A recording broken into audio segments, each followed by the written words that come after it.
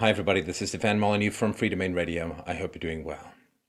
South Africa kind of vanished from the news for the last little while for reasons that I think will become abundantly clear during the course of this presentation. When I was a teenager, this was a huge topic. What were we going to do with the racist apartheid regime? Should companies disinvest? Should there be boycotts? Should there be sanctions against the apartheid South African government?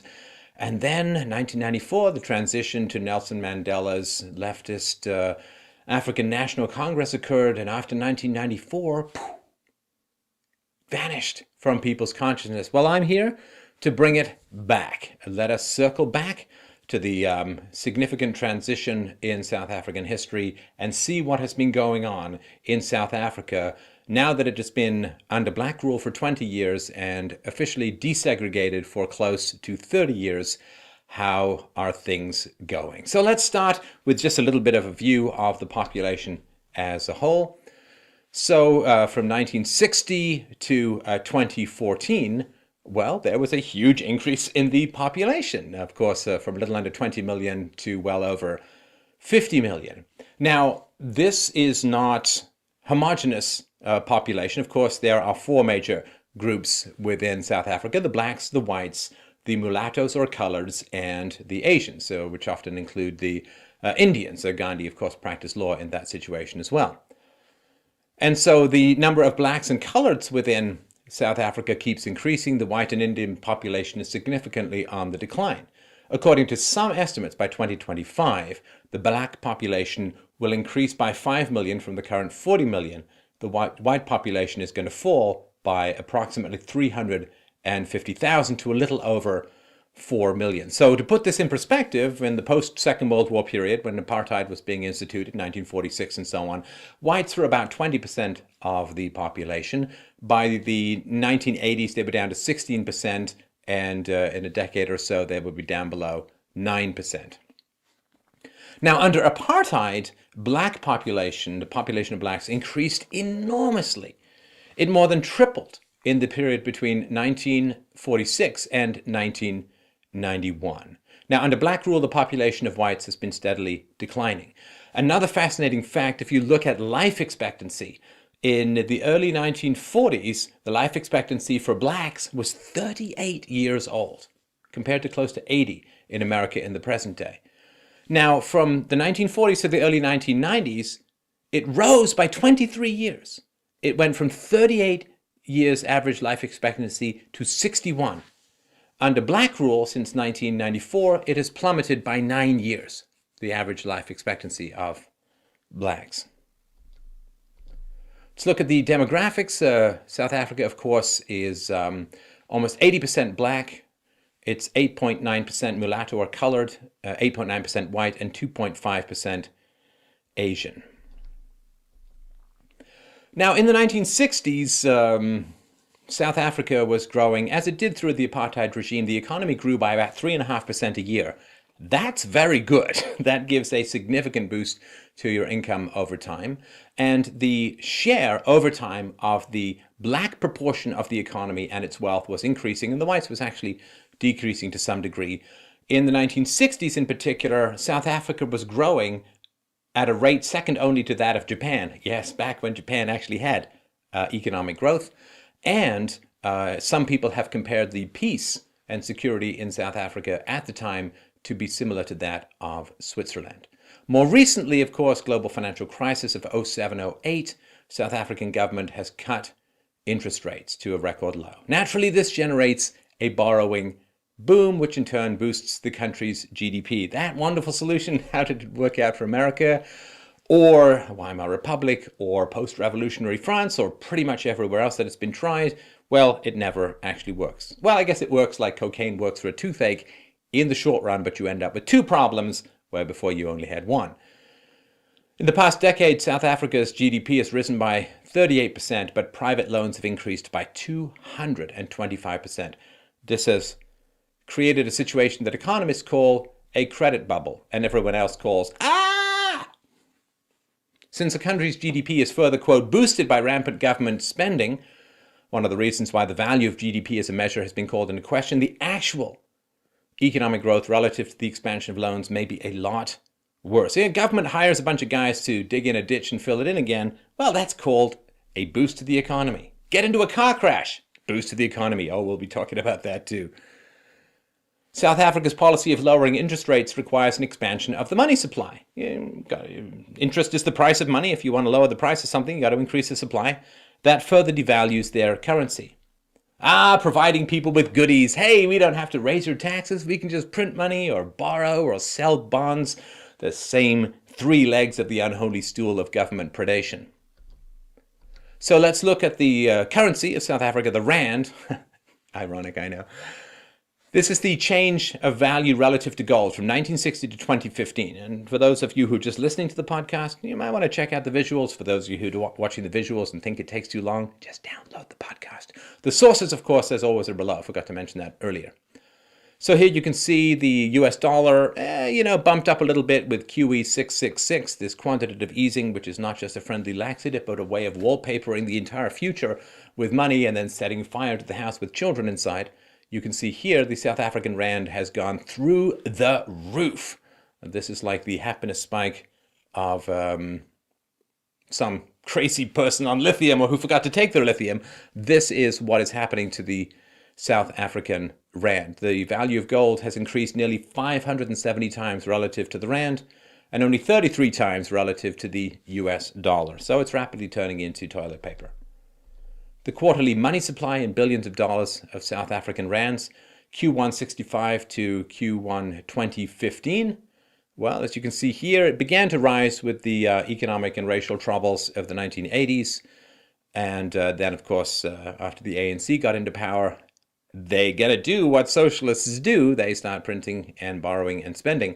So the value of the rand has fallen 546 times relative to that of gold.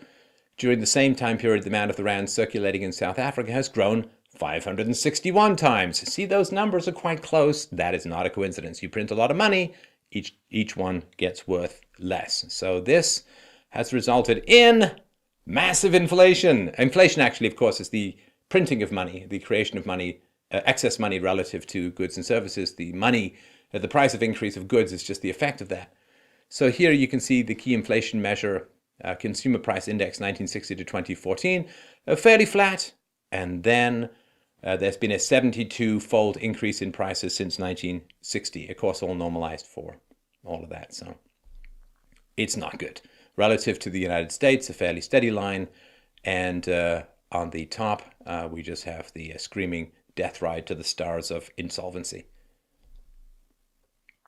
So what's going on with the family structure? Well, when there's a lot of government spending, there tends to be a lot of welfare. A lot of welfare tends to disintegrate traditional families and create the giant welfare state known as single motherhood, which produces a lot of dysfunctional children. So who do children live with in South Africa? Well, just over a third live with both parents, 39% with the mother only, 3% with the father only, and 23% with neither parent. Now, of course, you have to break these things down by race. Less than one-third, or 29% of black children live with both their parents. But the vast majority, high 70s percentage of Indian and white children live with their biological parents. And that is significant. So even after 2 decades of black rule, we still have that same level of dysfunction where black families tend to be single mother-headed and white and Asian families tend not to be single mother-headed. How is education doing? We really wanted to, I wanted to compare this to apartheid era education, but unfortunately it's all in archives. It's not available online, so we couldn't. But where does it stand right now? The quality of South Africa's overall education system, well, it's been ranked 140th out of 144 countries. Its maths and science education is almost dead last at 143rd out of 144. So they followed 1.2 million children that were enrolled in first grade in 2001, but only 44% graduated high school in 2012. You may ask, what does graduating high school mean? Well, in 2012, annual national assessments revealed that grade 9 students scored 13% for mathematics on average. So graduation doesn't mean that much. When I was a kid, if you didn't get 50 or more percent, you were just kept back a year. That doesn't seem to be happening as much. Everyone's on this conveyor belt of, you're great. Only 12% of those 1.2 million students had grades that were good enough to allow them to study for a South African university degree. And a 2011 report noted that 60% of youths in South Africa are left with no qualification at all beyond the grade 9 level. Now, education is one of these key things in the 21st century, of course. As more and more jobs get automated, as computers and robots take over more and more, you need better skills to compete in the global economy. So, boy, if there's one time you don't want the quality of education to be declining, it's now, but that's exactly what is happening. And part of this is due to racism on the part of the South African government, which we'll talk about in a few minutes. A report from the South African non-governmental organization network noted, quote, arguably the failures in South Africa's education system reflect the problems that have beset governance in the country more generally since 1994, since the onset of the ANC and Black Rule. A lack of skills, monitoring and accountability have led to poor policy implementation, inferior training of teachers and bureaucrats, and a system many people have lost hope in. Those who can afford to are increasingly sending their children to private schools. Here's the unemployment rate. Now, some of these zoomed-in graphs. Have a look on the left-hand side. This is not a zero-based unemployment rate. Zero-based unemployment is pretty much impossible to achieve.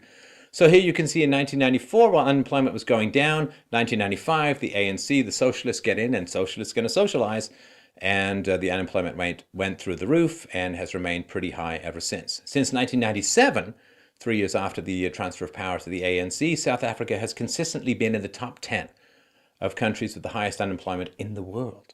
According to projections for 2015, South Africa will have a higher unemployment rate than Greece, which is in the more diabetes than Mexico category of not good.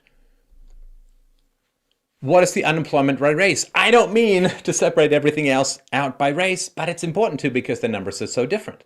Unemployment by race, 40% unemployment among blacks, 8% unemployment among whites. So it's black South Africans who are driving the unemployment rate.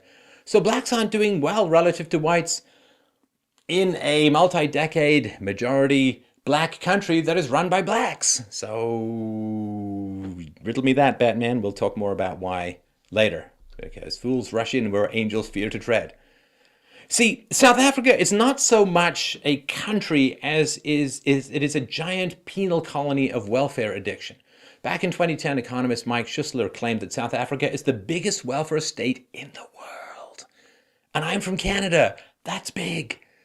When looking at the statistics, it's pretty hard to disagree with that assessment. Okay, only 3.3 million, or 6% of the population, contribute 99% of all income tax revenue. Beep, beep, beep. Let's back up that data truck and see what we hit on the road, right? 6% of the population contribute 99% of all income tax revenue. When compared to the 16.4 million recipients of social grants, 31% of the population, there are, in fact, in South Africa, 5 people on welfare for every taxpayer in the country. And I don't imagine those taxpayers are a lot of blacks.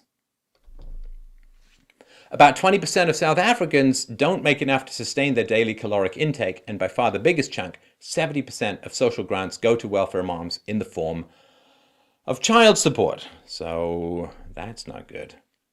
Bloomberg in 2014 shone a light on the degree of welfare addiction in the country. One welfare mother was interviewed and said, "The state gives the money. Why should we doubt applying for it? Just think how I would have gotten by with all of these children. The government looks after them. Oh, isn't that wonderful? Get the women to marry the state and you just get a giant economic boom of In South Africa, 71% of children live in households in which no adult is employed. I wonder if that's been a bit of a loss of human capital on how to negotiate the job market, how to interview, how to get and keep a job, how to deal with bosses, how to deal with difficult customers, how to manage a paycheck. Yeah, all of that has vanished. There was a pretty good power grid. I've actually been to South Africa 2 times, once when I was a very little kid and once when I was a teenager for fairly significant amounts of time. And, it was a very good power grid. First world country back in the day, and gold-backed currency, very little government debt, very little government deficits, great shopping malls. And again, Not racially equal, which we'll talk about in a minute or two, but good power grid. Since 2008, one major issue that's been plaguing South Africa has been frequent power outages. On average, the scheduled blackouts have taken place every third day in 2015. To prevent the power grid from collapsing, Eskom, the country's sole electricity provider, turns off the power in certain areas, euphemistically calling the practice load shedding, as opposed to selective blackouts. How did the South African power grid end up in such a mess? Well, it's not the fault of the ANC. Eskom is a public company created by the South African government in 1922. Of course, it's completely divorced from the laws of supply and demand and improvement and free market and competition and efficiency and Eskom holds a monopoly over the country's power supply and little incentive to improve. And of course, because it's government run, they love to build new stuff. It's really not so sexy to maintain old stuff. Give me a new ribbon to cut, I'm happy. Give me some sewage thing or electricity grid to maintain. Doesn't buy me many votes. Company officials and politicians blame the crisis on the after effects of apartheid and the decaying infrastructure that is a source of constant breakdowns. But the roots of the problem run much deeper. Blame Whitey doesn't turn out to be exactly the case. Never seen that before. When the apartheid regime ended, the government focused on connecting thousands and thousands of black households to the power grid. Of course, rightly so, good job. This rapid expansion of electricity demand is supposedly at the root of the current problem. You see, there's nothing worse for a company than more customers. I mean, isn't that expanded demand? It's the worst thing. Stop watching this video. I don't want you to be a customer. The facts are a different picture. In 1994, Eskom had close to 38 gigawatts of capacity, or roughly half what's needed to power my ego. By the end of 2014, it could only deliver 24 gigawatts, less than 2/3. So the company had lost 37% of the capacity that was inherited from the apartheid-era government, even though they've actually expanded their facilities. Population has increased 38%. See, these are two things you want working together. You've got 37% lower capacity, 38% more population. Hence blackouts. According to experts, Eskom loses 3 gigawatts due to electricity theft and non-payments, but the main issue is management and maintenance. The South African governments continue to bail out the energy giant through cash injections, but its funding gap, currently estimated at 225 billion rands, or about 17.8 billion US dollars, or about half a gram of gold, continues to grow. The company's CEO says, "We have not maintained our plants like we should." He's also complained about the lack of skilled workers in the country, urging colleges and universities to address this issue. See, they really need skilled workers in Africa. Why aren't they getting any? We'll see. Given that Eskom faces a shortage of skilled workers, it might be surprising to learn that the company is currently being pressured to fire over 1,000 engineers and over 2,000 artisan tradespeople. See, when you're having trouble delivering electricity, shedding engineers, it just makes sense.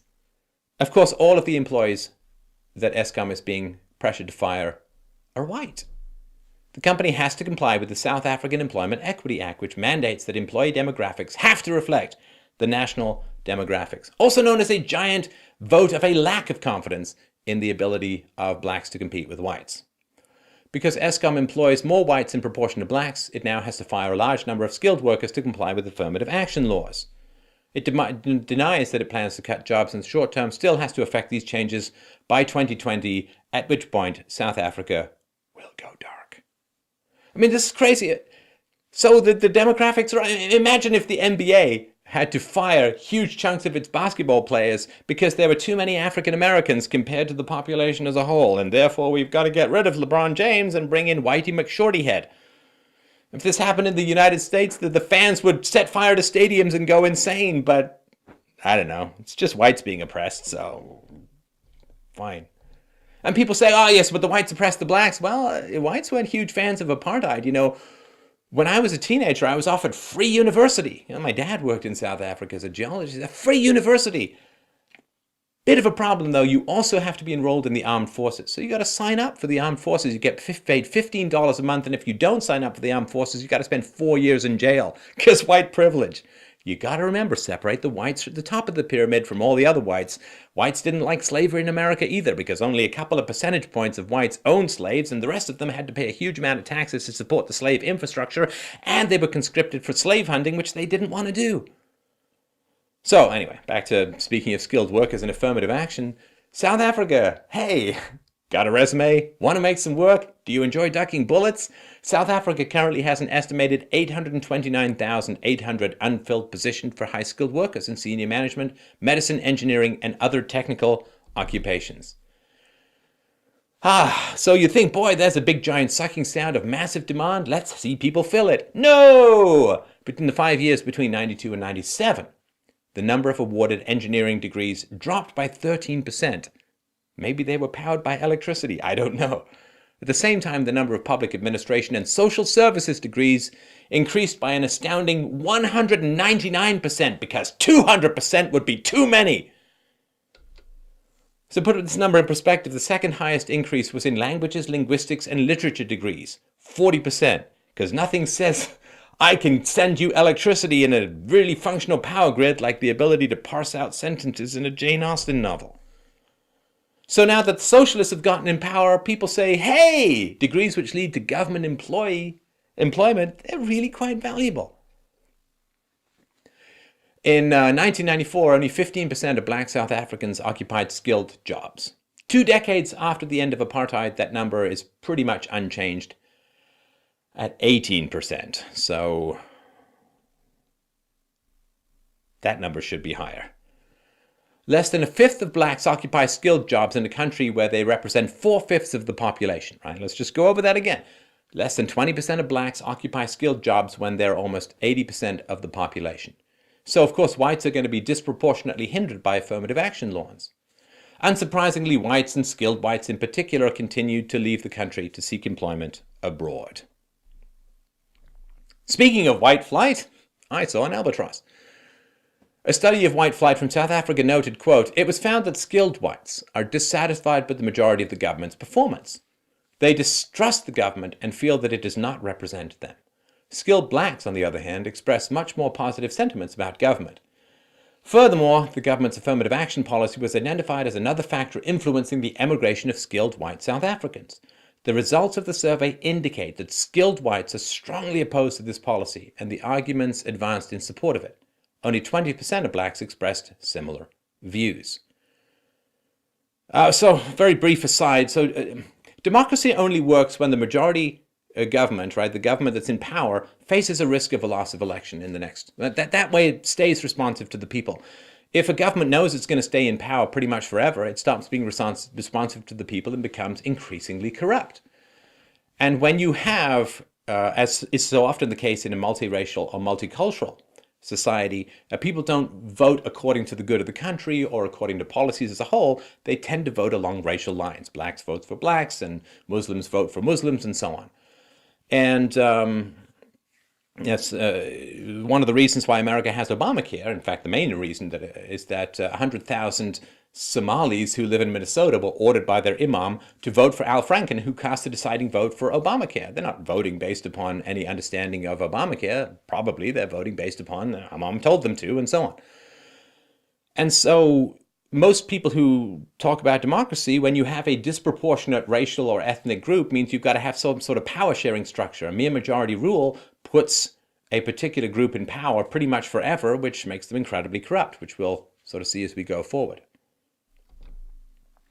The study summarized the most common reasons why whites would leave. Affirmative action, giving unfair comparative advantages to black job seekers. Decreasing value of the national currency, the rand, as a psychological factor. Leveling of schooling conditions with decreasing quality in the form of white schools. And rising insecurity due to the expansion of delinquency in previously protected areas. This dodging bullets that we mentioned earlier. So let's talk about some of this insecurity and rising delinquency. Rampant criminality in South Africa is the most common reason for the emigration of skilled people, in particular skilled whites and Asians. Now, murder rates are a reasonably good proxy for the amount of brutality within a culture, and this is why the statistics for South Africa are so shocking. Now, the murder rate has officially been going down, whether this is because murders are increasingly unreported as people disengage from the policing process who knows? There's some suspicion. But in 2013, the murder rate in South Africa was nearly 7 times the rate in the United States. Now, the United States is considered a machete-bladed hellhole of third world crime statistics compared to Western standards, so you're worse than the worst by a significant factor. According to a recent United Nations data, South Africa has the 11th highest murder rate in the world. In the past decade alone, close to 200,000 people have been murdered in a country with a population of a little over 50 million. Over 17,000 people were murdered in 2013 alone. And these are just the official statistics. For comparison, a little over 14,000 Americans were murdered during the same year, and South Africa is about the size of Texas and California put together. Now, the actual murder rate in South Africa might be higher, or a lot higher.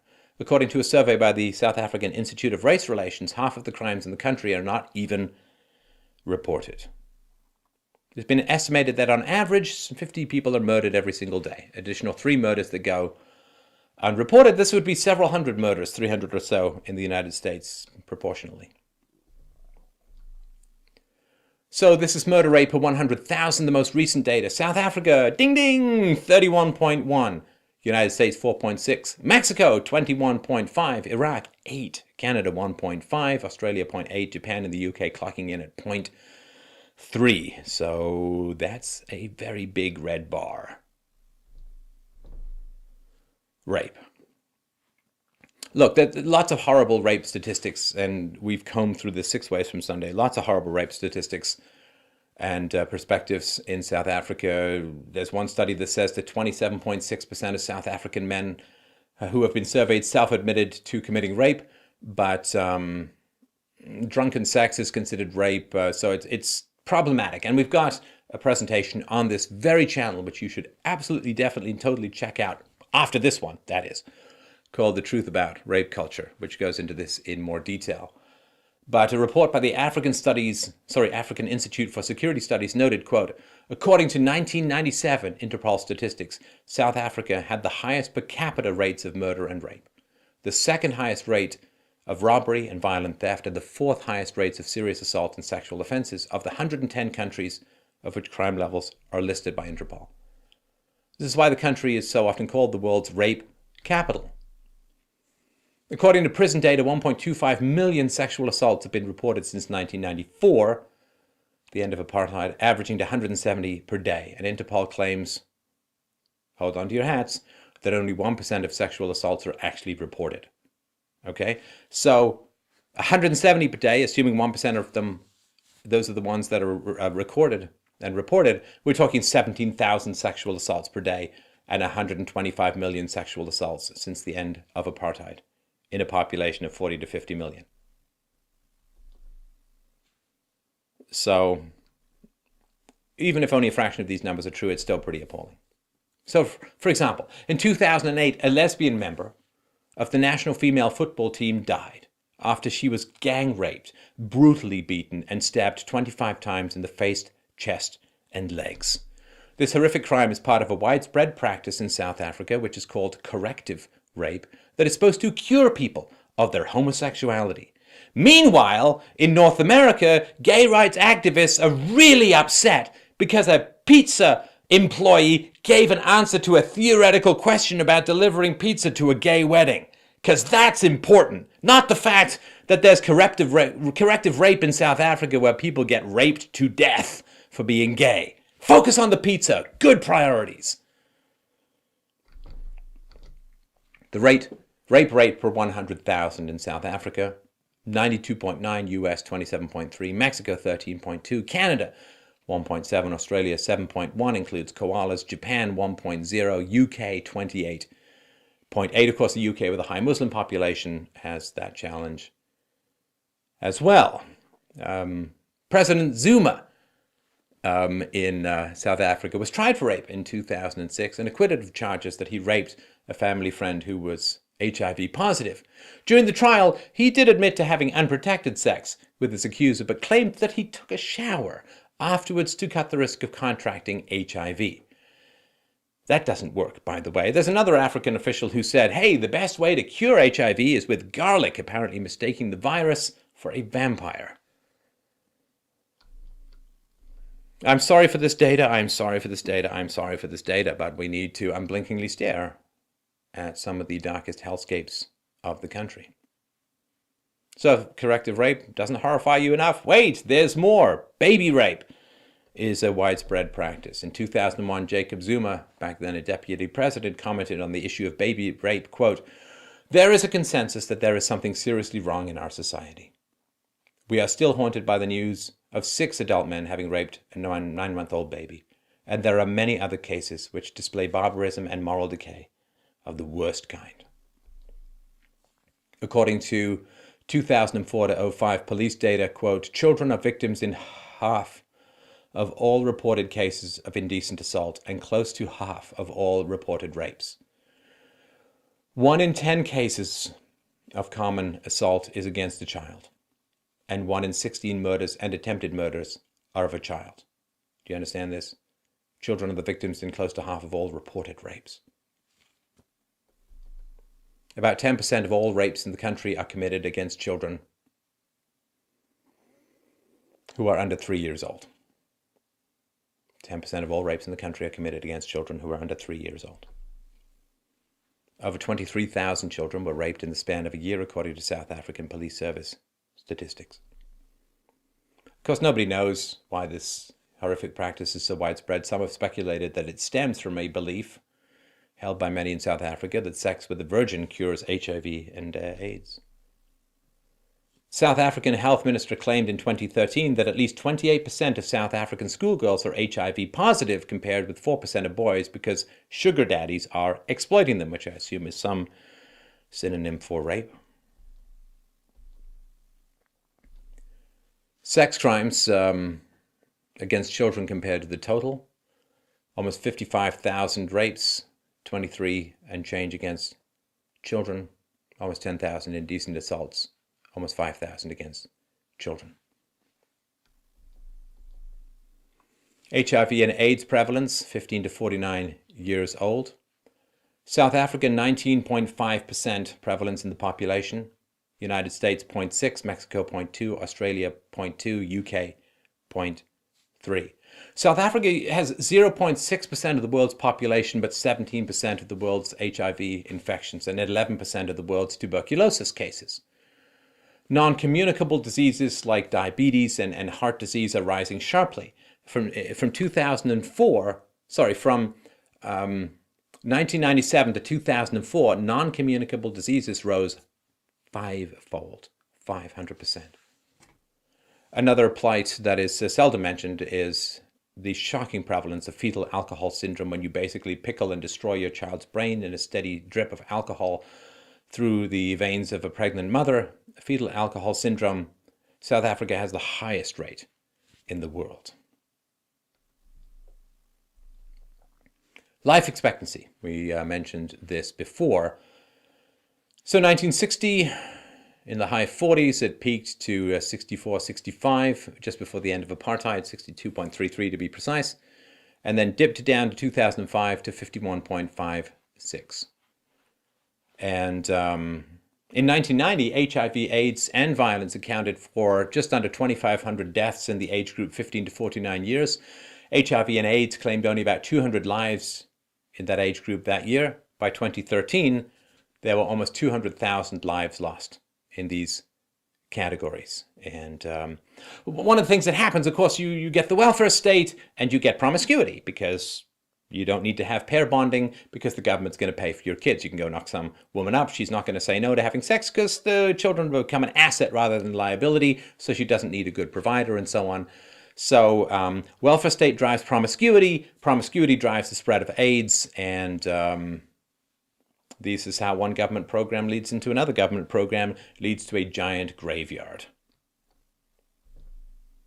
The United States, as you can see, life expectancy has continued to cook upwards from 70 to close to 80.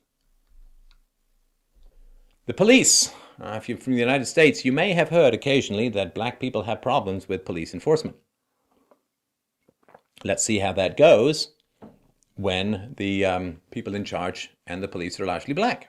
A researcher at the South African Institute of Race Relations noted, quote, "Some of the reasons why people are not reporting crimes we found there are police issues. People do not report to the police because they feel the police cannot do their jobs, or either they are corrupt or inaccessible. The incompetence of the police has proven to be a fertile ground for private security companies. In 2014, there were close to 500,000 active private security officers in the country. By comparison, there were about 200,000 police employees, so 2.5 times. And these aren't like tubby guys swimming flashlights checking on empty warehouses. These are people who pull out their guns fairly regularly. When compared to police force size and total population, South Africa has the 4th largest private security industry in the world. Not only is the private security industry offering security services to private citizens, but also to state organs. The government doesn't like to use its own police, they hire private security. And this is based on a report. If you're thinking of driving in South Africa, don't. Burrowing is safer. South Africa is amongst the top 10 countries with the highest road fatalities in the world, only slightly ahead of war-torn Iraq. The 3 leading causes of fatal accidents are drunken driving, excessive speeding, and dangerous overtaking. So basically, compared to Iraq, if you're driving in South Africa, it's pretty much equivalent to driving when there are IEDs or improvised explosive devices on the roadside. Black drivers speed like crazy in South Africa. If it's any consolation, they also speed like crazy in America. There was a kerfuffle recently, I guess some years back, about blacks being unfairly targeted for speeding. So they checked and they found, oh look, the blacks were speeding at twice the rate of whites. So this may be something a bit deeper than culture. South African drivers are generally very aggressive, lack consideration, and are extremely impatient, noted a government official. Car accidents claim the lives of 32 out of every 100,000 South Africans every year, very close to the country's murder rate. So you can be killed with a small weapon or a very large weapon. It's your choice. There's nearly 3 times the rate of road fatalities in the US and 9 times the UK rate. When measured as a ratio of the number of vehicles in the country, South Africa has over 11 times the death rate of the United States. Annually, traffic accidents cost South Africa $35 billion, or roughly 10% of the gross domestic product. The cost of human lives is immeasurable. Let's look at the numbers. Road fatalities per 100,000 vehicles. South Africa, 156.4. United States, 13.6. So, let's rewind. How on earth did we get here? How did South Africa get there? Well, European settlement in South Africa began in the middle of the 17th century, a long time ago. Europeans have been farming South Africa since around the time Newton discovered gravity. The Dutch East India Company commissioned the creation of a colony in the region. The place served as a strategic midpoint on its Asian trade route. So, white settlements, generally a government program with a government monopoly being run.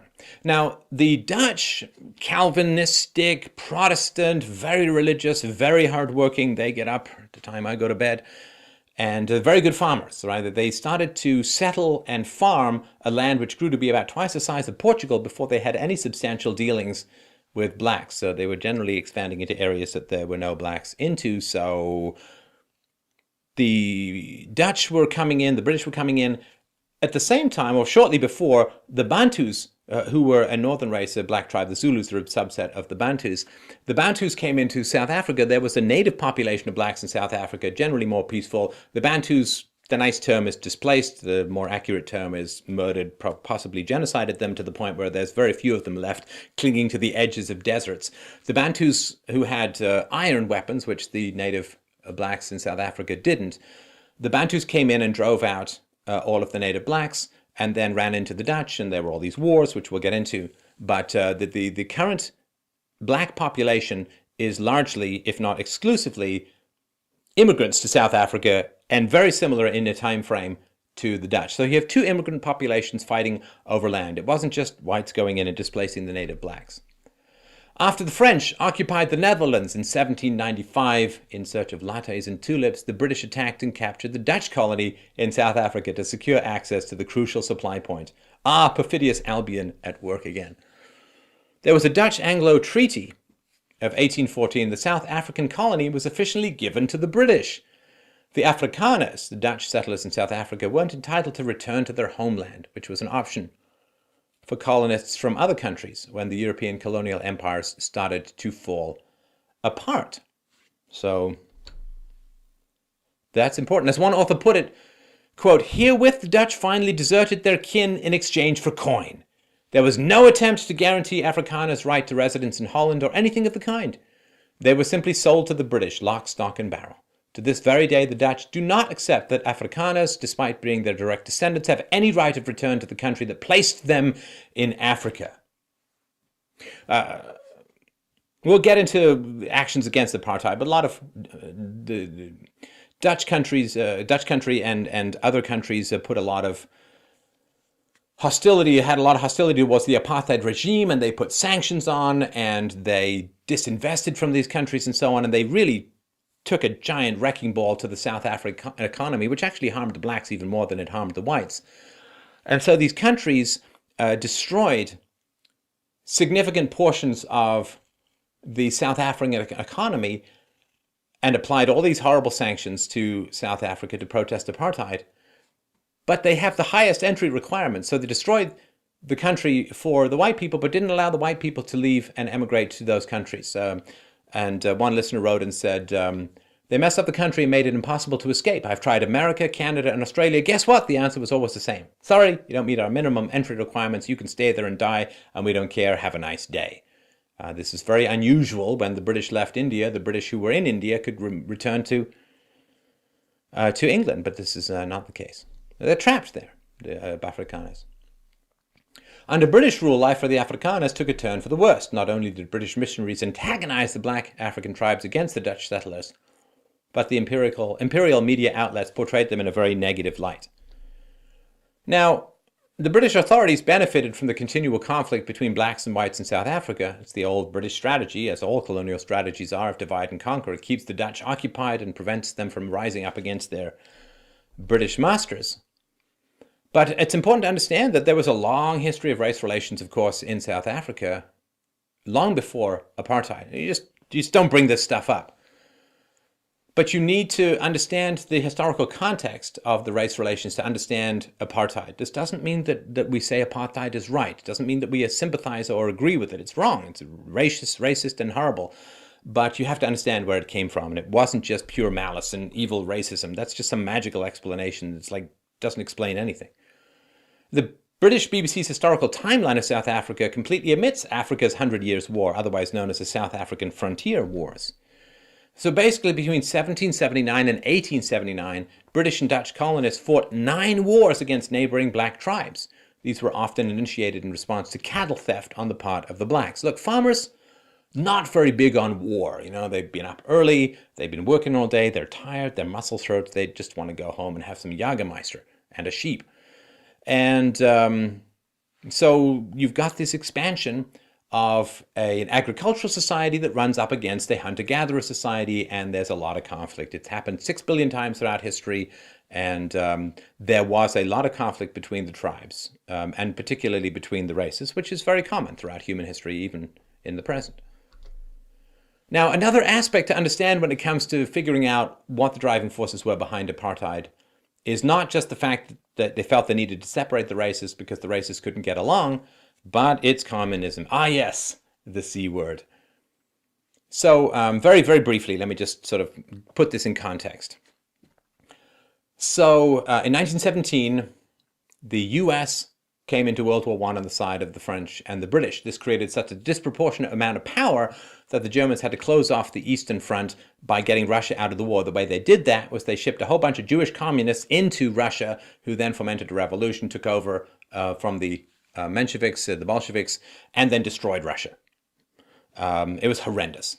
And millions of people starved to death because communism doesn't work. It's a horrible economic theory and a horrible and destructive and incredibly genocidal implementation when you starve to death, right? So what happened was when the communists got into power, they slaughtered millions of Christians because it's very explicitly atheistic, hostile to religion philosophy. So the Bolsheviks got into power and slaughtered a whole bunch of Christians.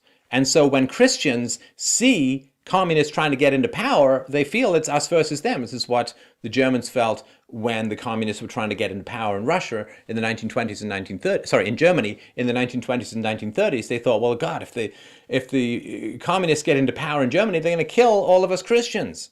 So that was one of the driving forces behind National Socialism. A bit of an overreaction, of course. So the Calvinists, the Protestants, they feared communism because of the communist genocide against Christians that had occurred in a variety of countries, in particular, of course, in Russia. Here's how one historian describes the Afrikaner relationship with communism. Quote, "The image of the Bolsheviks horrified the rank-and-file Afrikaner, eventually making the latter into probably the staunchest and most consistent anti-Soviet grouping on the planet. The horrors under Stalin sealed the fate of the communist philosophy in Afrikaner minds. It was not so much the socialist philosophy as the total disrespect for religion and human life that created in the staunchly Calvinistic Afrikaner nothing but utter revulsion. Afrikaners saw communism as the prime evil." So that the issue of race and communism went hand in hand for the Afrikaners is apparent in the fact that the National Party passed the Population Registration Act and the Suppression of Communism Act at the same time. The former was the first apartheid law that formalized racial classification, while the latter outlawed the South African Communist Party and defined communism as any scheme that encourages feelings of hostility between the European and the non-European races. Yeah, let me break this out for you very quickly. So, communism sucks. Communism is ridiculously bad at predictions. So, three basic things were supposed to happen in the communist theory. Number one, communism was supposed to inevitably grow out of late-stage capitalism, right? Agrarianism led to feudalism, led to capitalism, led to communism. It was inevitable. You didn't have to lift a finger, except it wasn't happening. That was number one. Didn't happen.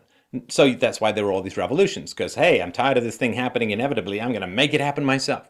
Number two, communism was supposed to develop in the most advanced capitalist countries. Didn't happen because the workers kept doing better and better under the advanced capitalist countries, so they had no interest in communism. This is why communism took place in bass-backwards countries like, semi-feudal Russia and Cuba and North Korea and, god-awful places, Cambodia and so on. So that was the second failure. First was supposed to grow out of capitalism. Second, supposed to take place in advanced industrialized countries. Number three is that communism was supposed to vastly outproduce capitalism because communism is unfettered by all that confusing gotta make money stuff, no profit motive. It's supposed to be much more efficient. It really wasn't. So communism was having a hard time spreading.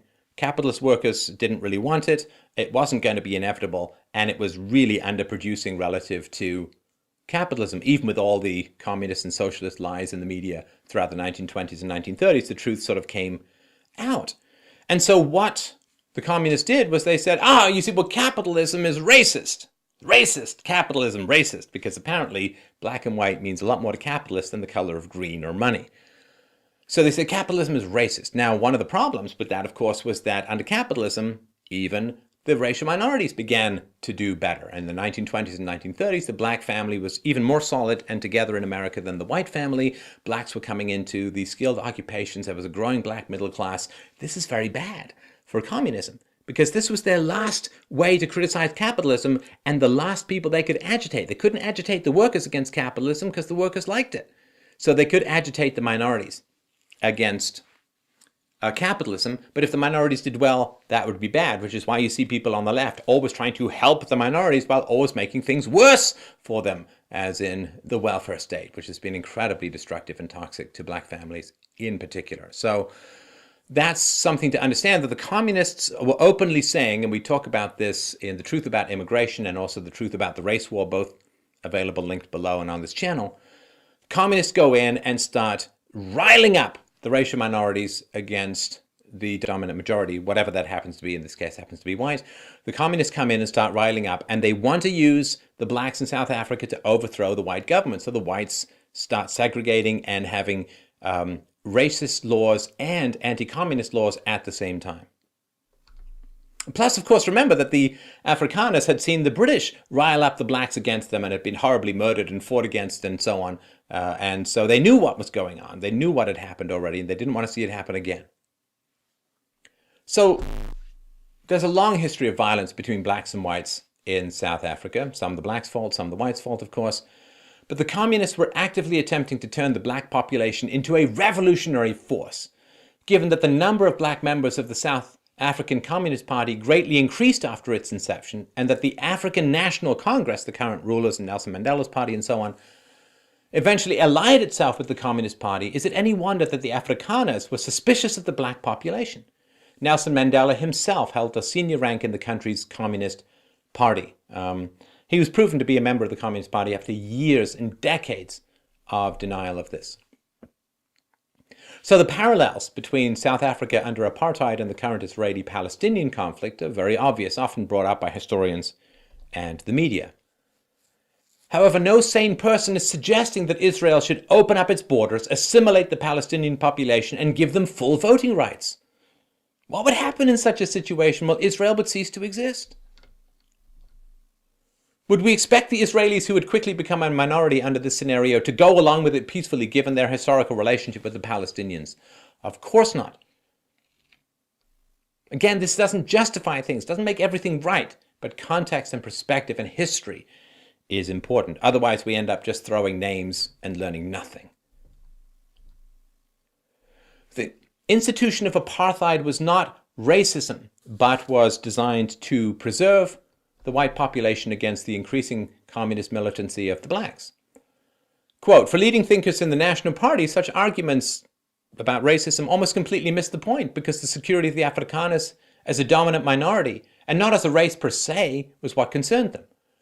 The Cape Town Stellenbosch axis of the nationalist intelligentsia, which was the most influential lobby in this National Party, almost without exception defended apartheid not as an expression of white superiority, but on the grounds of its assumed capacity to reduce conflict by curtailing points of interracial contact.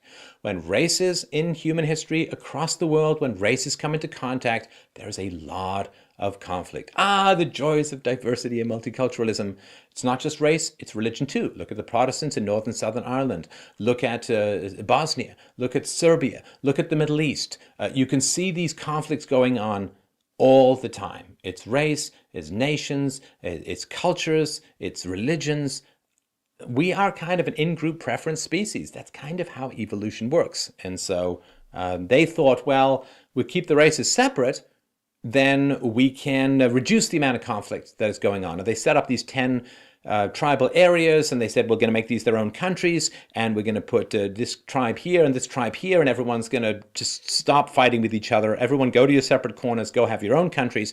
And they tried creating what we call Bantustans, and it didn't really work out for reasons that we'll get into a little bit later. So the granting of political rights to the Bantu, of the kind which would satisfy their political aspirations, was altogether impossible in a mixed community, since such a step would endanger the present position and survival of the European population. If this danger was to be avoided, and at the same time the Europeans were not to violate their own conscience and moral standards, a policy of separate development would prove the only alternative. See, the Europeans also knew the history of South Africa and knew that the Bantus had wiped out the indigenous population when they first moved in a century or two before the Europeans. And so the Europeans knew that the Bantus were perfectly capable of wiping out a minority that they had strength and superiority over. They knew this history. So they thought, well, majority democracy is going to be kind of suicide for us. Say, well, the Europeans shouldn't have been there. Should the Bantus have been there? They weren't native to the population either. You can play these games forever. It is what it is. Or rather, it was what it was. Now, during apartheid, there was a massive influx of immigrants from all over Africa who were apparently desperate to get enslaved by the racist white man. That white racism, I've got to see it up close. Can I stay? Because, boy, you think South Africa was bad? Just look at the rest of Africa. Hey, Idi Amin from Uganda kept human heads in his fridge. What a great leader. Don't see that on the stamp too often. Now, the treatment of blacks in South Africa was steadily improving. The laws of apartheid were being gradually repealed. Beginning in the early 1980s, the South African government expanded democracy by drawing colored people and Indians into parliament, noted a prominent South African historian. By the late 1980s, public facilities were desegregated, racial laws were repealed, blacks were given property rights and were allowed to enter historically white universities. This was all done by the supposedly racist whites in charge. A scholar noted, quote, "In the wake of some of these changes, the average black income in South Africa doubled between 1979 and 1983. It is true that PW, the South African president, left in place those pieces of apartheid legislation that controlled voting rights for blacks and maintained the homeland structure, but Rome was not built in one day."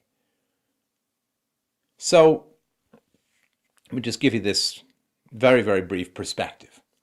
The only way for stability to have grown and sustained itself in South Africa was for a black middle class to come into existence. Because once you had a black middle class that came into existence, then you have blacks who are heavily invested in the protection of property, which means that they're going to resist the massive forced redistribution of wealth and the dissolution of the currency and all of that. Because there's an old theory about democracy which says, if you give poor people the vote, since the poor outnumber the rich, the poor will simply vote to take away the property of the rich and everybody ends up poor.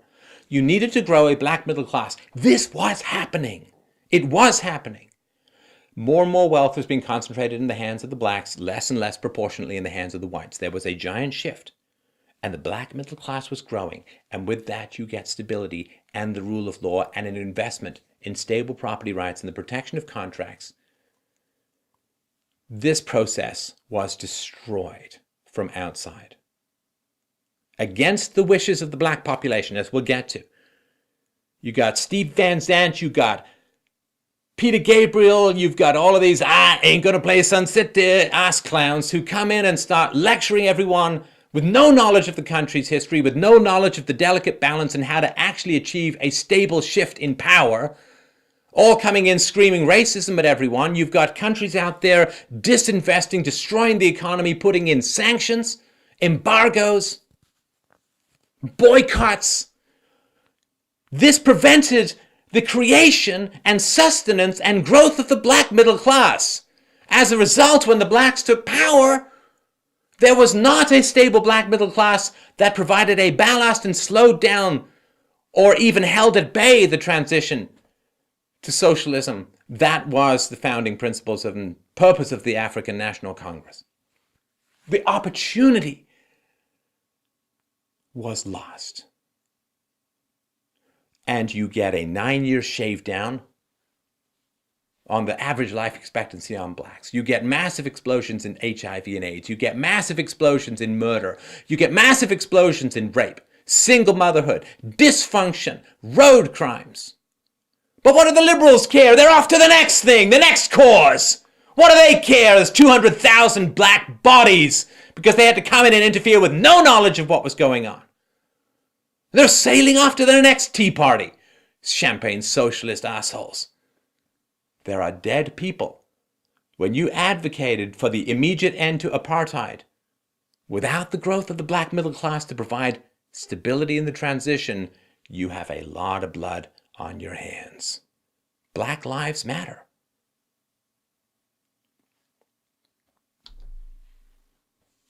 Between the mid-1970s and 1995, the black share of total personal income nearly doubled, from 20 to 37%, which resulted in a decline for the white income share, from 71 to 49%.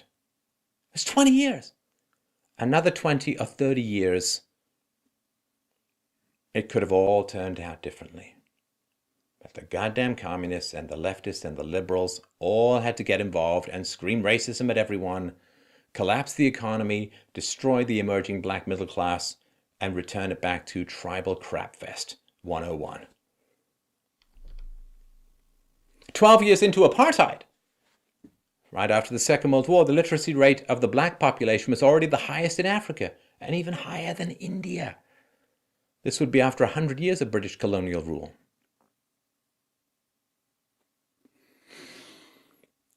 South Africa ended slavery half a century before, almost half a century before America did. Because it's a colony, right?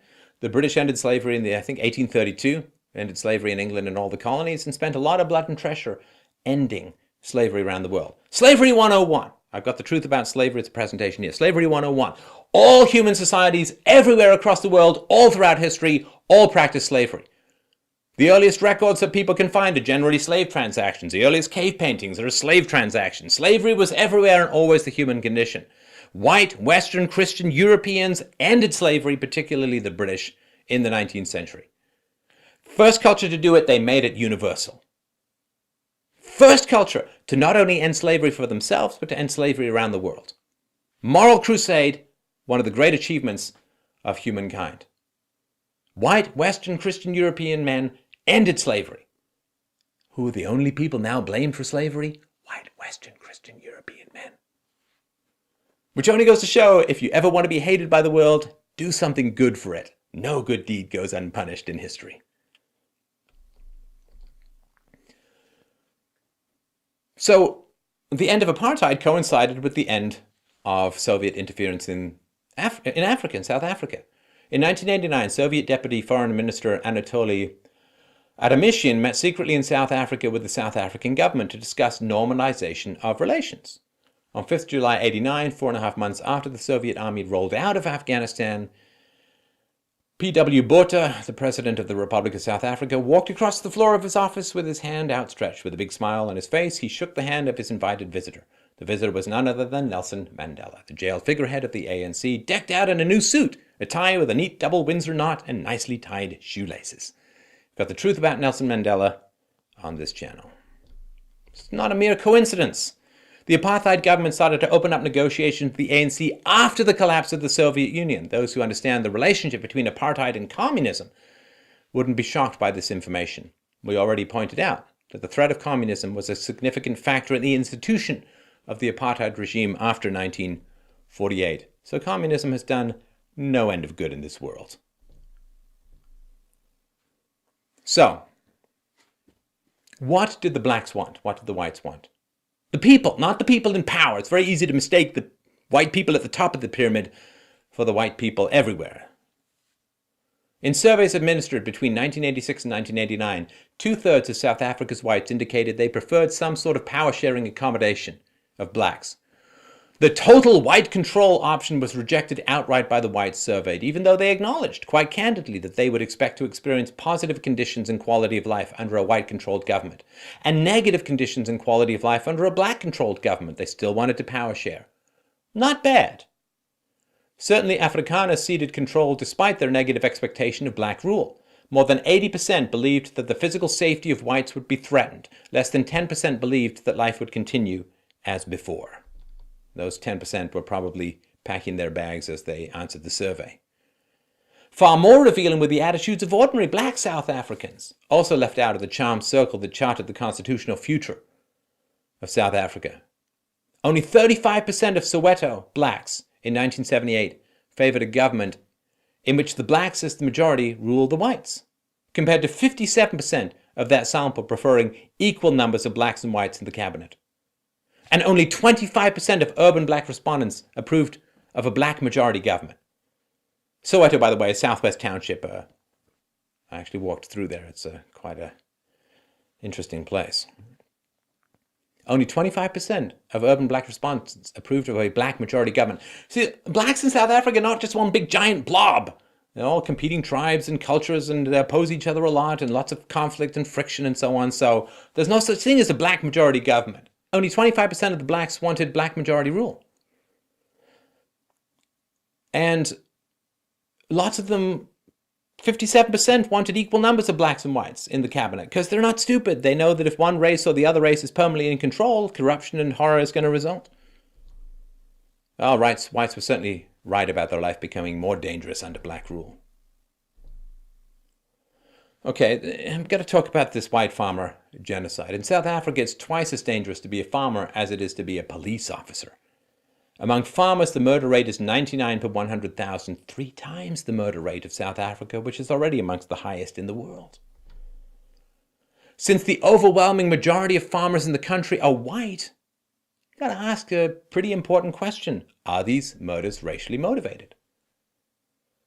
Despite the carnage in farmer communities since 2007, the South African police no longer report farmer deaths separately. Furthermore, race has been omitted from official death records since 1990, so getting an accurate picture of violence against whites has been made impossible by the authorities, and it's not very common that governments hide really great news.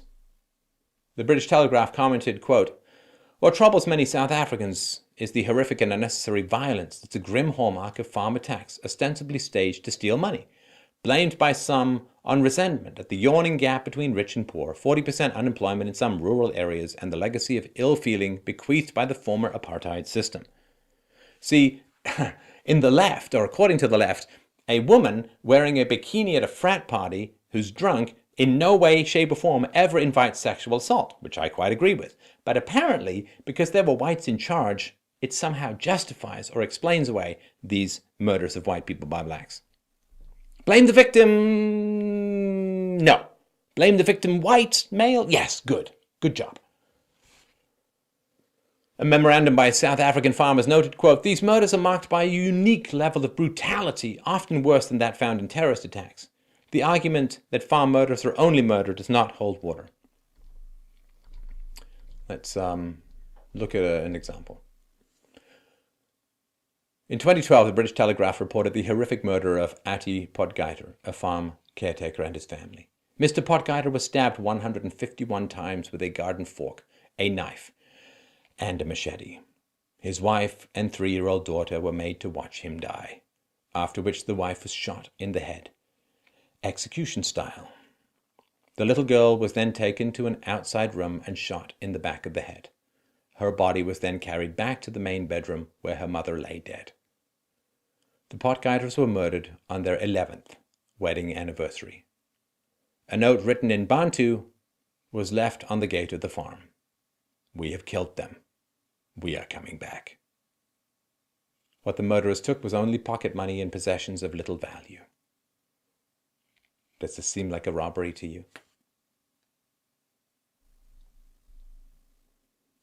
Some might find it odd that members of the South African ruling class have repeatedly been observed singing a song called "Shoot the Boer." Boer refers to Afrikaners, which dates back to the pre-apartheid days of the country. In 2012, Jacob Zuma, the president of the country, was recorded singing this song, which contains within its lyrics lines like "Kill the farmer, kill the Boer," which is basically kill the white. The ruling party, the African National Congress, openly justifies the singing of this song. It even dismissed a court ruling that branded the song as unconstitutional hate speech. In 2012, to be fair, the ANC promised to stop singing the song to avoid hurting the feelings of the white farmers and inflaming racial tensions. I actually don't think it's the feelings that the white farmers are afraid of being hurt, but rather their heads with bullets.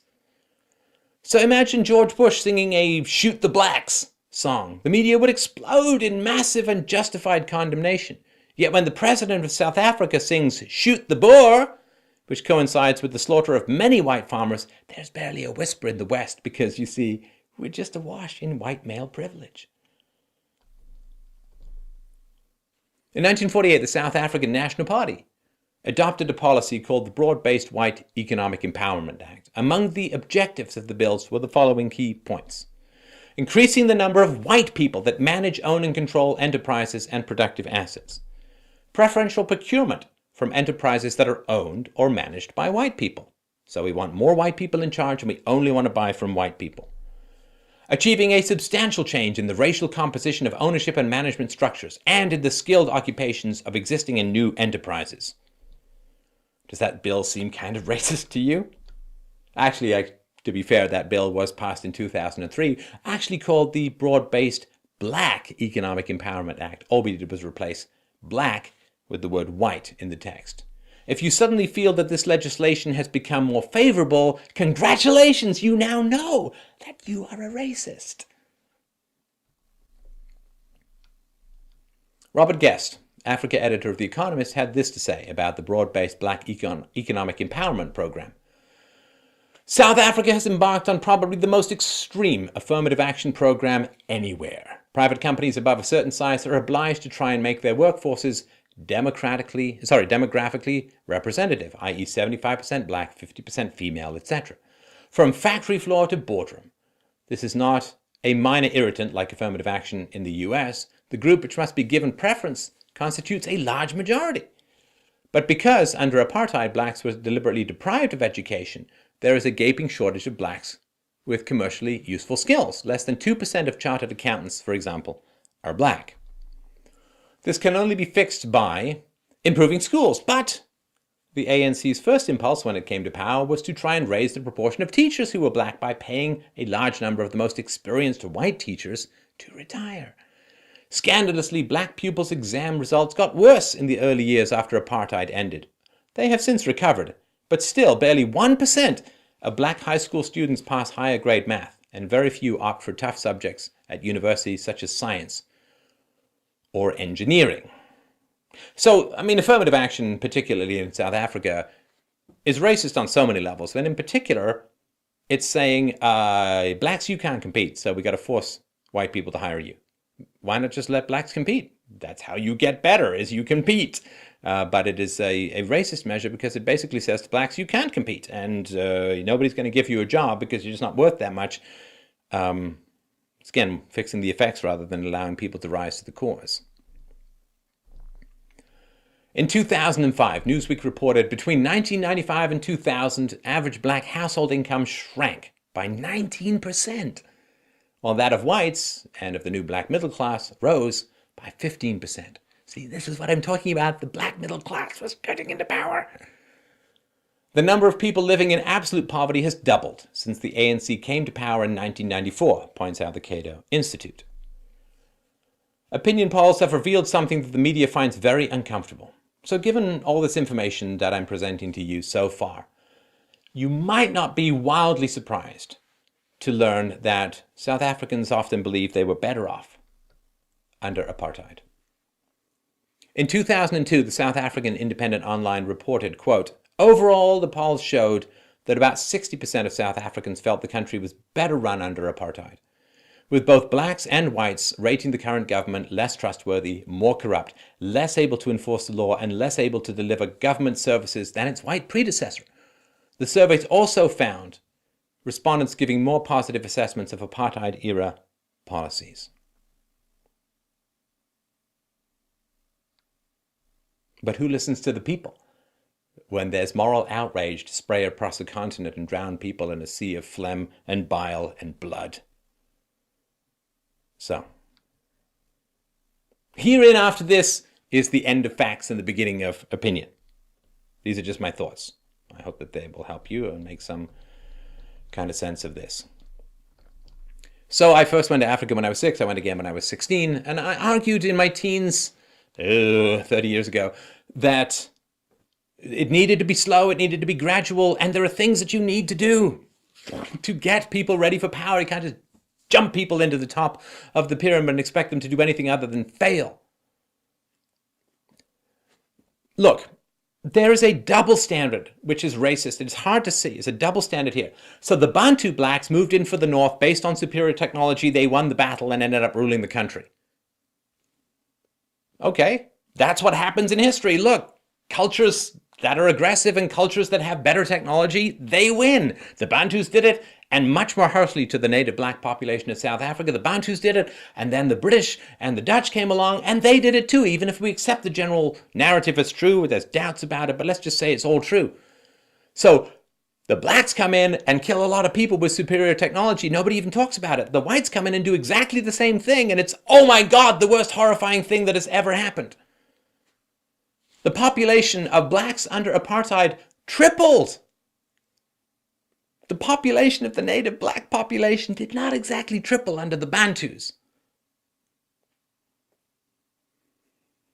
So the fact that a culture moves in with superior technology and wins, yeah, it happens. That's called history. Deal with it. Because there's this giant problem in sub-Saharan Africa. I've had 2 experts come on to talk about this. James Flynn, Professor James Flynn, and Professor Kevin Beaver. We'll put the links to them below. Here's the big problem in sub-Saharan Africa. You have an average IQ of about 70 to 75. Maybe 80, a little bit. Well, that's really bad. That is almost 2 standard deviations below the European average. You cannot run a first world country with a whole bunch of people with voting and political power rights when they've got an IQ of 70 to 75. An IQ of 70 is a borderline mentally retarded in the West. It doesn't work. You have to find ways to raise this average IQ. Nobody knows exactly how. I've had some thoughts, as you can imagine. Peaceful parenting, negotiating with children. Blacks are very strong with corporal punishment. Stop doing that. Breastfeed for longer. Blacks breastfeed very little in general. All of these things will do a lot to help raise IQ, in my humble opinion. Lord, we all hope it's not genetic. Nobody knows for sure. Very few people have the courage to study this stuff. When the Westerners came across South Africa, or Africa as a whole, there were no written language. They hadn't invented the wheel. They'd never built a 2-story building. It was not super advanced. And it takes time. It takes time to move things up. So until we can acknowledge this problem of IQ and the need to raise it in order to have a more civilized country, not going to work. And doing it too quickly before raising this IQ provides more ammunition to racists who can now point to South Africa and say, oh, look, another failed black state. You show me a successful black city. You show me a successful black country. Puts more ammunition into their hands because you didn't wait for the black middle class to emerge. Because the leftists had to come in, the communists had to come in, and the morally self-righteous people had to come in and scream racism and, oh, look, you're being a moral hero by calling Afrikaners racist. What has happened since? You unbelievable ass clowns. What has happened since? That's blood on your hands. This terrible knee-jerk response that people have. Black failure, white scapegoat. Black failure, white scapegoat. It's like people don't even think about it. It just happens. But to say, whenever you come across black dysfunction, to blame whites is incredibly racist. And I'll give you a way of understanding that, so it makes sense to you. If you come across a white racist, and he says, well, in America, he says, well, I'm frightened of and angry at and hate blacks because of such high criminality in the black population. Okay, well, there is high criminality in the black population. Would you say to that person, your dysfunctionality is the fault of blacks? You are justified. You are excused. No, we wouldn't say that. We'd say, no, this is kind of judge all blacks by racist. It's bad, right? So there, white dysfunction called racism, you can't blame on blacks, even though there are some facts that back up some of that fear. On the other hand, when you come across black dysfunction, you just blame whites and excuse blacks. That's racist. Hold blacks up to the same standards that you hold whites up to. Otherwise, you're a racist. I shouldn't even need to say this. With this white guilt, I'm with Shelby Steele, a black writer, on this. I mean, white guilt is this horrible environmental toxin. It's become like this new Catholicism. You've got the original sin called being white and being racist and institutional this and structural this and blah, blah, blah, blah, blah. It's unconscious. You don't even, can't find an individual white racist. It's okay. It's institutional. It's everywhere. It's in the air. This is terrible because what it does is it installs a big money button on white people. Push the white guilt button, get money. Push the white guilt button, get foreign aid, get affirmative action, get reparations, get bang, bang, bang, bang, bang. It's crippling. Stop feeling guilty. You never owned slaves. Only 2.5% of whites ever owned slaves in America. And most whites hated slavery because it drove down the wages of white workers and they were conscripted. They were conscripted to go and hunt slaves, which they didn't want to do. Remember Jägermeister and sheep at the end of a long day. And when I was in my teens, no money to go to university. I was able to go to university in South Africa. My father worked there. But I would have had to go into the army. That's not free. The whites didn't like apartheid, the white population in general. Particularly the young white men, because you had to, on the 18th birthday, you'd got to show up and go get paid $15 a month going out to fight for the white government. And if you didn't show up, you got thrown in jail for 4 years. Yay, white privilege. So white people stop feeling guilty. You can't feel proud that white Western Christian civilization ended slavery. You didn't do it. But for God's sakes, don't feel guilty. Everybody was a slave owner. Nobody was a slave owner. It doesn't matter. That was the human history. That's what happened to everyone. Just don't feel guilty. because feeling guilty makes you lower your standards, and that perpetuates dysfunction. The soft bigotry of low expectations is the most noxious and subtle environmental toxin that people have to deal with. Nobody knows how to transplant cultures. Nobody knows how to take, say, Western history and transplant it to another culture. This idea that you go and bomb the crap out of Iraq and then you get a Western-style democracy as if they just had 2,500 years of history that led to that, never going to happen. You can, I think, encourage people to think better, to think more critically, to study more, to learn more, to know more, and I think that makes people better. Nobody knows how to transplant cultures. Can't do it. It's a slow, multi-generational process that mostly has to do with convincing parents to be better parents. And I've got the case throughout this show if you want to listen to more on that. But the most horrifying thing is just this missed opportunity. That you had a chance to build a highly functional first world black society. Again, assuming that the dysfunctions are not genetic, no proof that they are, let's just act as if it's not, it's the best we can do. You had the chance to build a highly functional first world black society.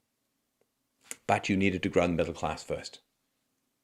And when you teach blacks to hate whites, you teach blacks to throw the baby out with the bathwater, because there's stuff to dislike about whites. A lot of great stuff that whites have brought to the table of Western and world civilization as well. And so when all these people came elbowing in all these decades ago and screaming racism and demanding that it end and creating their rap junkie songs and all that, you have produced this. Actions have consequences. That which you advocate and bring into being, you are responsible for. This tragically missed opportunity, this gaping and opening hellhole of a failing and failed society, this baby rape, this incredible prevalence of HIV and AIDS, this murder rate, this incredible road fatalities, this disintegrating society, didn't have to be that way. I don't know if it can be turned around. I don't know. But I do know, this I know for sure, that if we don't know the facts, we can never be in control of the future. If we don't know the past, we have no idea where we're heading. I aim and hope to bring the facts to you. I try to keep as little bias in this as possible. I try to be as honest about difficult subjects as possible. Can it be turned around? I don't know. But I know until we know the facts, any recovery from this imminent disaster is functionally and practically impossible. So please like, subscribe, and share this information. And if you like and find what we're doing here valuable, please support the team that produced this. freedomainradio.com/donate. And thank you so much for watching.